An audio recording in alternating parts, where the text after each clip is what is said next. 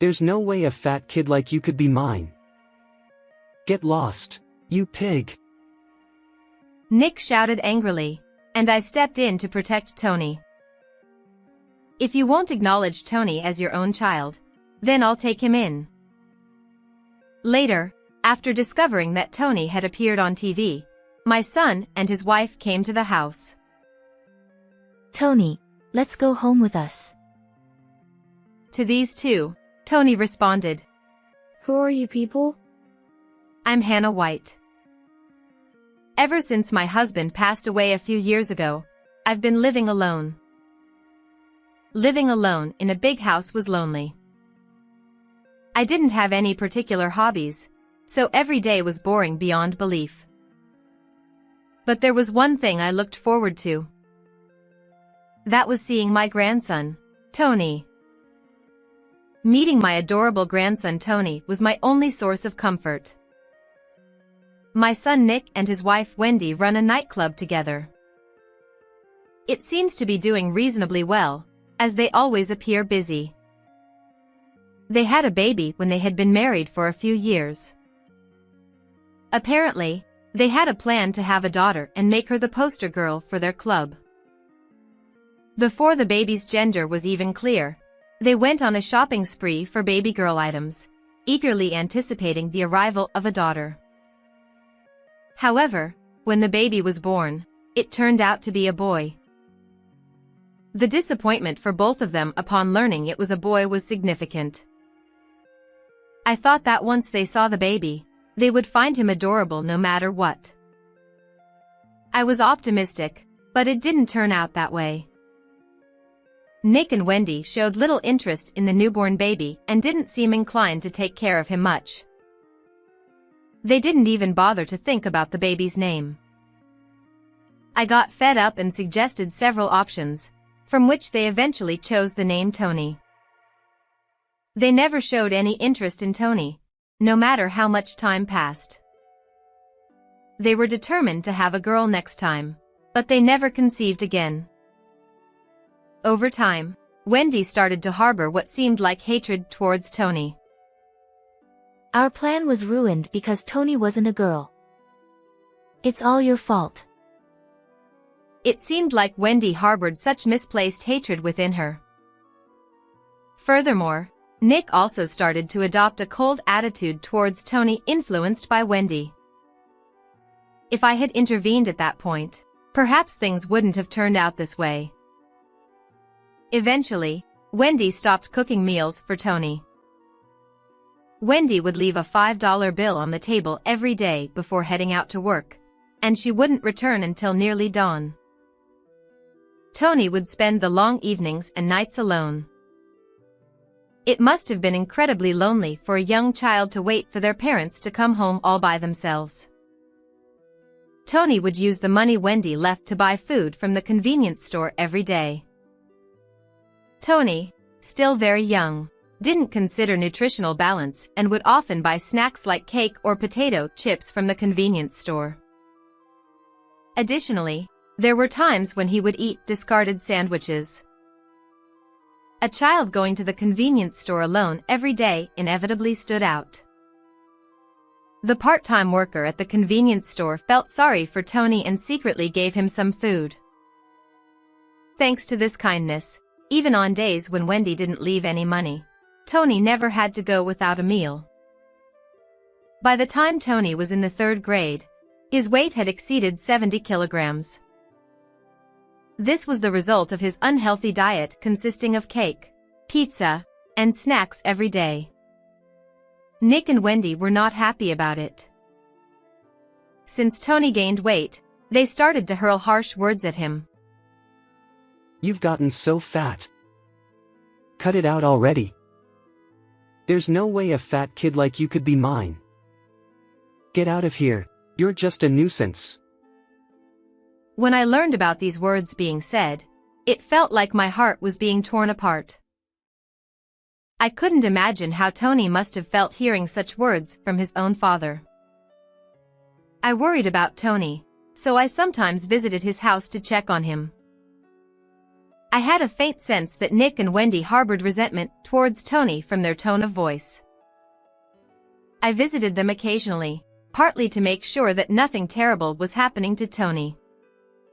Unfortunately, one day, my fears turned out to be true. There's no way a fat kid like you could be mine. Get lost, you pig. As I opened the front door, I heard Nick's shouting. I hurried towards the direction of the sound and saw Tony lying on the floor. Judging from him holding his cheek, Nick probably had hit him. "Nick, what are you doing?" I rushed to Tony's side and pulled him away from Nick to protect him. Looking at Tony, he stared at me with a vacant expression. It seemed like he had resigned himself to something, and I regretted causing such an expression on his still young face. Nick hadn't noticed my presence. His eyes were wide open as if they were about to pop out of his head. "Do you even realize what you're saying? Tony is undoubtedly your child," I shouted at Nick. Even though Tony was my own child, I couldn't comprehend Nick's thinking at all. It was unbelievable to subject Tony, who was innocent, to such treatment just because he wasn't the desired girl. "If you won't acknowledge Tony as your own child, then I'll take him in." My sudden words left both Tony and Nick bewildered. From there, things progressed smoothly. Nick and Wendy eagerly jumped at my offer, seeing it as a convenient way to get rid of their problem. Thank you, Mom. Now we can focus on running the business, right, Wendy? Yeah, thank you so much. On the day I took Tony in, they said these words with brighter smiles than I had ever seen on them. Their smiles made me feel sad. I realized just how little they had cherished Tony. I had been watching, thinking that being with his biological parents would make Tony happy, but seeing this made me strongly regret not taking him in sooner. On our way back home, Tony said something like this. "I'm sorry. I'll grow up quickly and leave." What is he saying? When I asked him again, Tony was expressionless. "You regret taking me in, don't you? You've been making scary faces since earlier." Did I have such an expression? Tony looked down sadly. "It's not that. I regret not doing this sooner. If only I had let go of the idea that being with my biological parents would make me happy sooner." That's right. I don't regret taking Tony in. What I regret is not separating him from those two sooner. "Am I bothering you?" Tony looked at me with anxious eyes. I hugged Tony tightly. "Of course not. I'm confident that I love you more than those two ever did." Tony seemed unsure of what to do. After standing frozen like a stone for a while, he muttered softly. "This is the first time I've hugged." Tears overflowed from my eyes. I made a firm decision to make this child happy, no matter what. From that day on, Tony became remarkably more energetic. He started laughing and talking much more than before, which was hard to believe considering his previous demeanor. Every day when he came back from school, he would happily tell me about his day while helping with dinner preparations. "You look happy today, Tony. Did something good happen?" "You know what? Something funny happened today. While we were singing in music class, a sparrow flew into the music room. And then the teacher made a big fuss. I wondered why, and it turns out the teacher is scared of birds. She was about to cry." Tony chuckled, perhaps remembering the scene from earlier. Tony's presence was so adorable and endearing that I couldn't help but feel overwhelmed with love. Perhaps because Nick had started eating healthier meals since coming to my place, Tony's body shape had become more standard. while still retaining the typical cuteness of a child. His jaw became sharper, making him look quite handsome. He shyly told me that he had started to get approached by girls at school more often. Tony was happy every day, and I felt relieved to see him like that. It was the day of the first parent-teacher meeting since I took Tony in. The teacher made a suggestion. Would you consider having Tony take an IQ test at the hospital? This suggestion made me anxious. It felt like they were implying there was a problem with Tony's intelligence. Is Tony falling behind compared to others?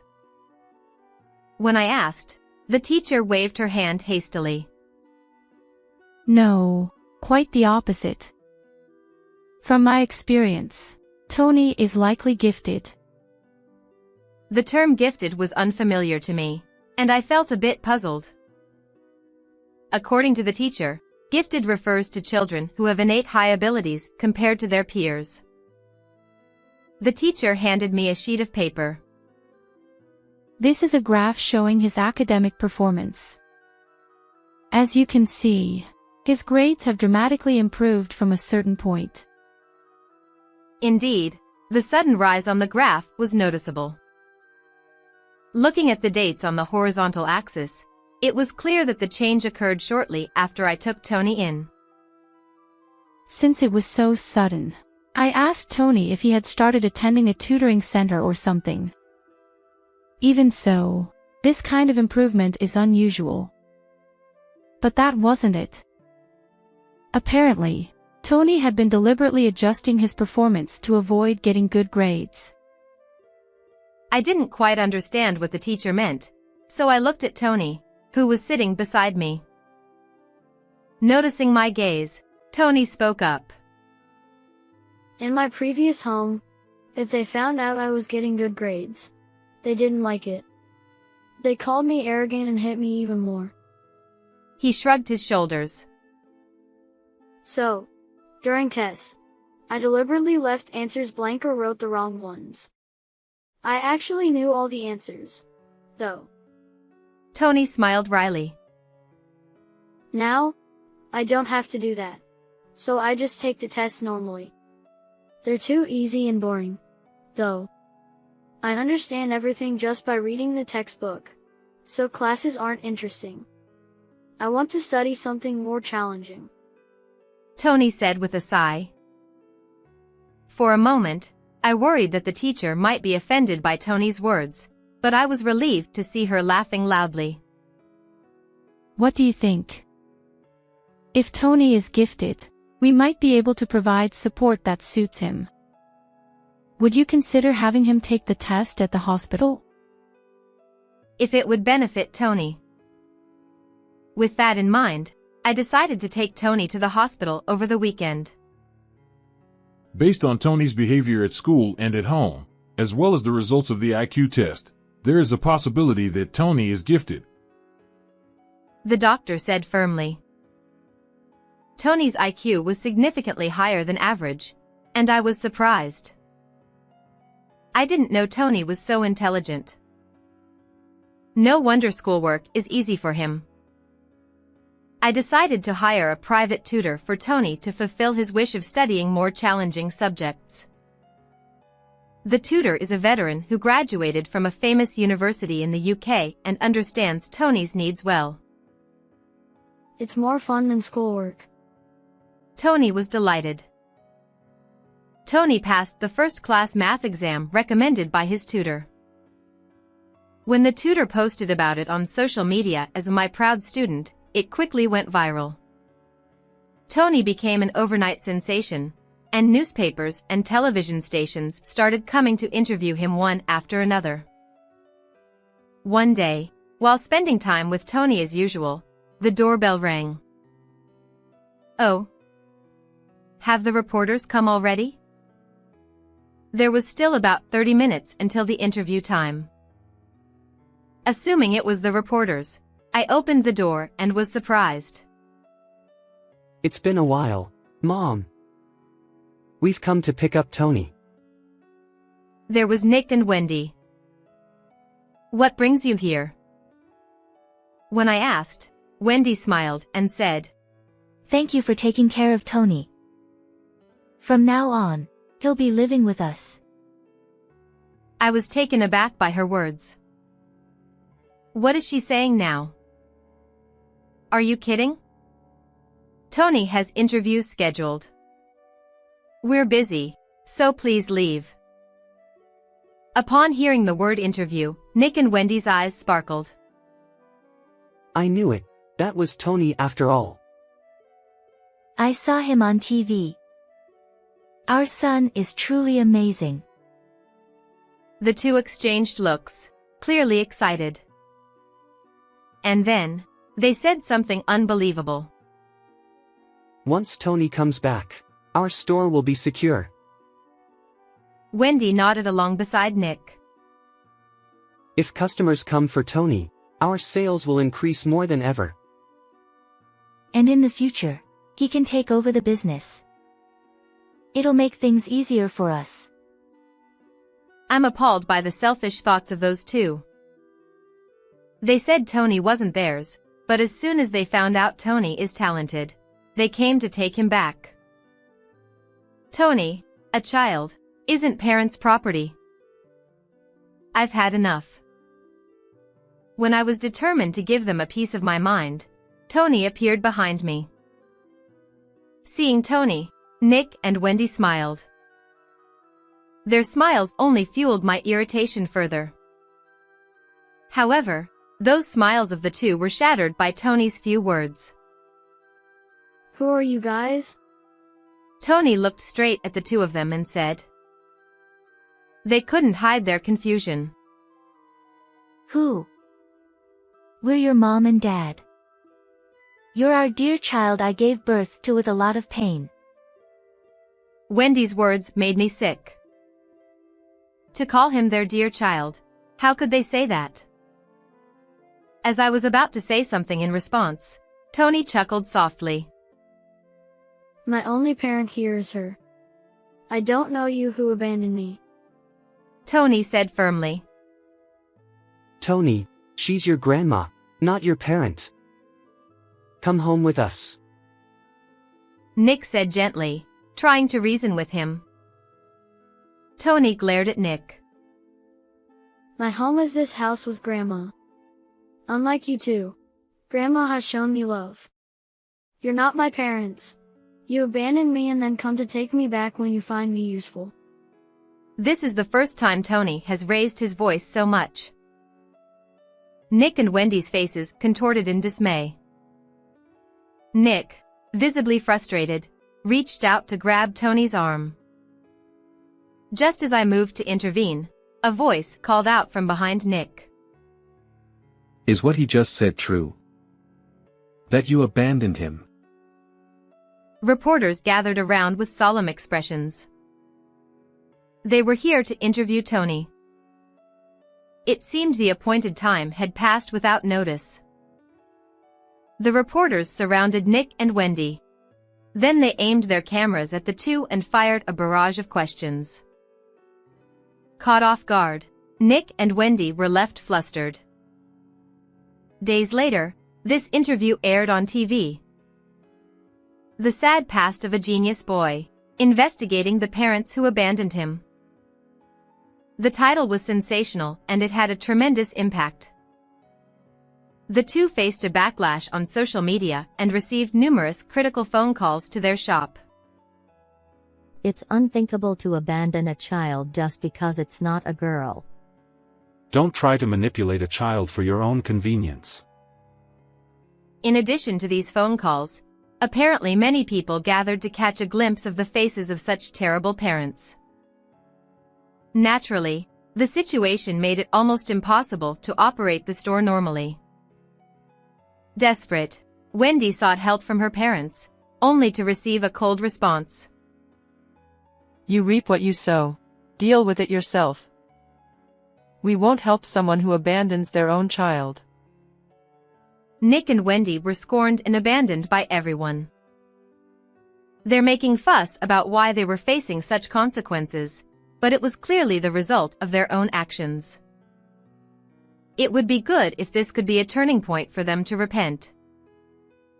But from what I can see, it's unlikely. After that incident, Tony and I immediately moved away. I want to cut ties with those two. I can't stand going through something like that again. I respected Tony's wishes, and we moved far away to ensure that those two would never come near Tony again. It would have been ideal to take legal action, but even though we had adopted him, severing ties with biological parents is difficult. At Tony's new school, he made good friends. One of them seemed to understand Tony well. At home, Tony would bring his friend over to show him his self-made programming projects, enthusiastically explaining his intricate details. While Tony's technical obsessions are too difficult for me to grasp, his friend seemed to understand, nodding along and listening attentively as Tony talked. Sometimes, the two would engage in deep discussions about programming together. Watching Tony always looking so happy, I truly felt moving here was the right decision. Thanks to meeting such a good friend, Tony can live each day happily and freely. I want us to continue living together, getting along well and helping each other.